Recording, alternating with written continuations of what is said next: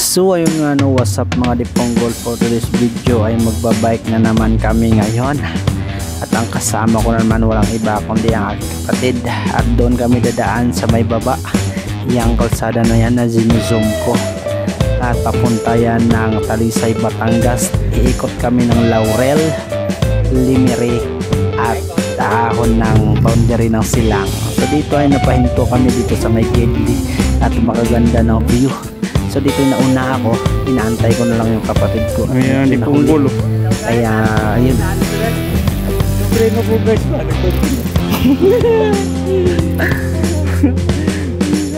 Start ka na napagahon ni mamaya na.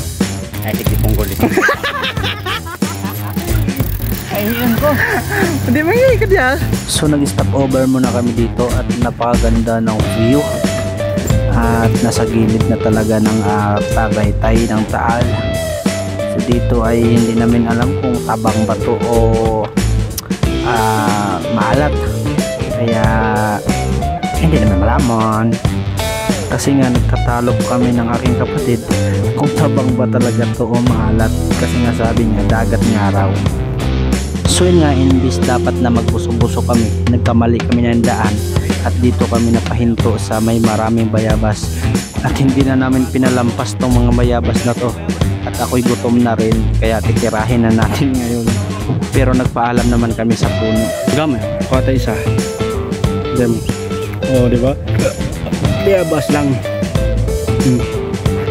Ang sarap.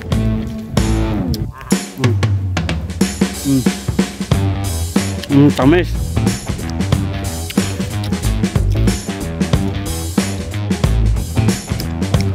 Kamot din siya mga kao. So dito mga Diponggol, sa wakas ay nahanap na rin namin ang tamang daanan papuntang Buso-Buso. So tamang antay lang ako kung ang init ay lililom ba, pero parang walang planong lililom to. Kaya maghahanap tayo ng paraan para makapag-picture dito. Zoom in ko pala dito para makita nyo kung gaano kaganda ang Tagaytay. So ayun nga no, bigyan ko kayo ng idea kung gaano kaganda dito sa Buso-Buso. Kung gusto nyo pumunta dito ay dito lang kayo dumadaan sa may bandang Talisay pababa dito sa Buso-Buso. So dito ay may nakita akong hagdanan na magandang spot na pag-videohan. Yun, kita lahat talaga ng Tagaytay Lake at magandang view dito talaga. Maganda dito mag-picture. Ang alam ko ay may bayad po 5 pesos. So dito ay bumaba na kami dito sa may Buso-Buso at gilid ng mismong lake at paikot ng Limiri to Sampaloc, pero hindi na kami dadaan ng Sampaloc at medyo makunat na doon. So dito ay meron din kami nakasabay dito na taga Batangas City at nagtagaytay din sila, kaya sumabay na rin kami sa kanila paikot ng Tagaytay.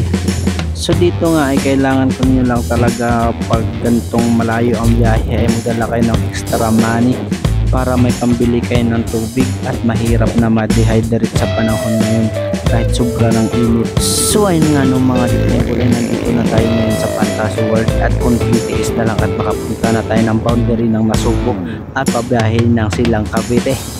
So yung ganito kaganda pala ang Fantasy World. So bali hindi na pwede pumasok doon at binabawal na ng management o taga-bantay at medyo marupok na rin daw ang mga semento. So dito ay nandito na kami sa taas ng Tagaytay at malapit na talaga kami sa boundary ng Nasugbo. Kuminto lang kami dito at napakalakas ng hangin at ang ganda ng view. Ano pala yung taalo? Yung sumasabog.